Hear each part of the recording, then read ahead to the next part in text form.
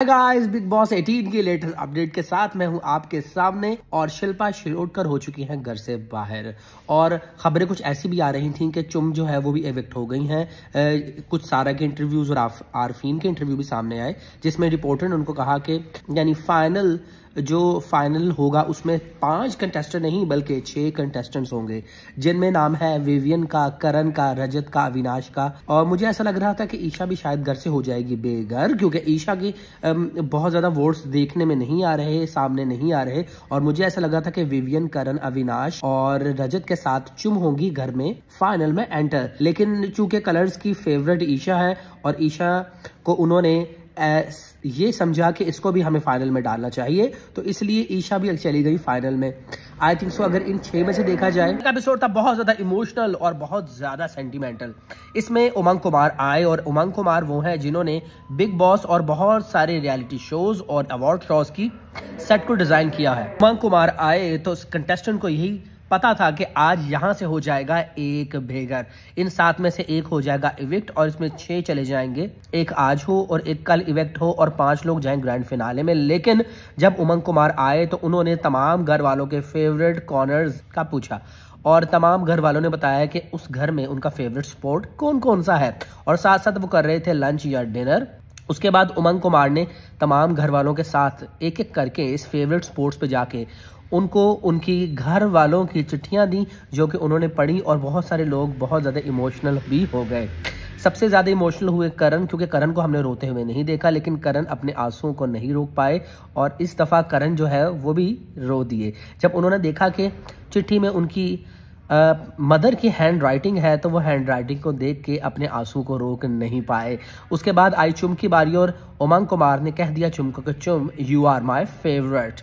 उसके बाद जो है वो जब शिल्पा की बारी आई और शिल्पा को उसके हस्बैंड की चिट्ठी दी गई तो उसने पढ़ी, और उसके बाद चूंकि शिल्पा शुरू से ही सुबह से ही कह रही थी कि अगर मैं चली गई तो ऐसा होगा, अगर मैं चली गई तो वैसा होगा, और कोई भी उनकी बात को सीरियस नहीं ले रहा था। लेकिन जब दूसरी चिट्ठी दी गई शिल्पा को, और उसमें लिखा था बिग बॉस की तरफ से मैसेज कि शिल्पा आप को हम इस घर से कर रहे हैं इविक्ट, लेकिन अब मैं भी आपका बहुत बड़ा फैन बन चुका हूं।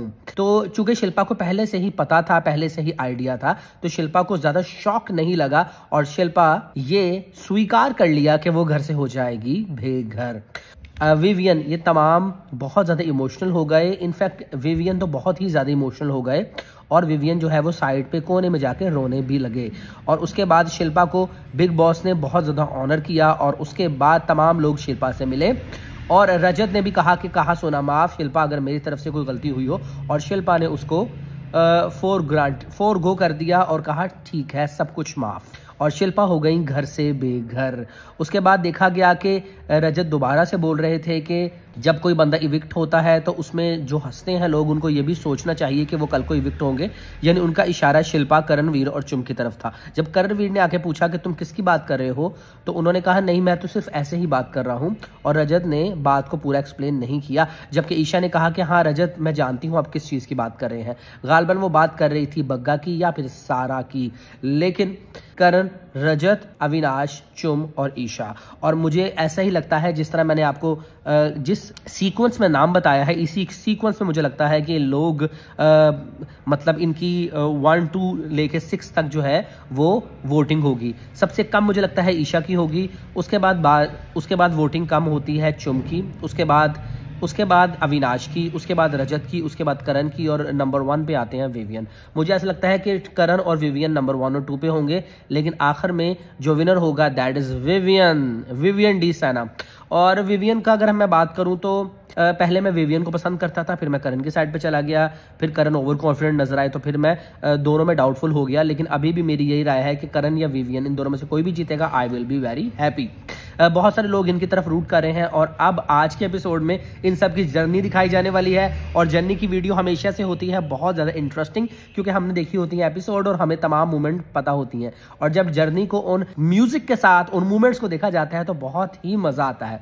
तो कौन कौन वेट कर रहा है इस जर्नी की एपिसोड का, मुझे जरूर बताइएगा। और आज गालबन अविनाश और करण की जर्नी की वीडियोस लगेंगी, तीसरी किसकी लगती है ये भी आगे देखना दिलचस्प होगा।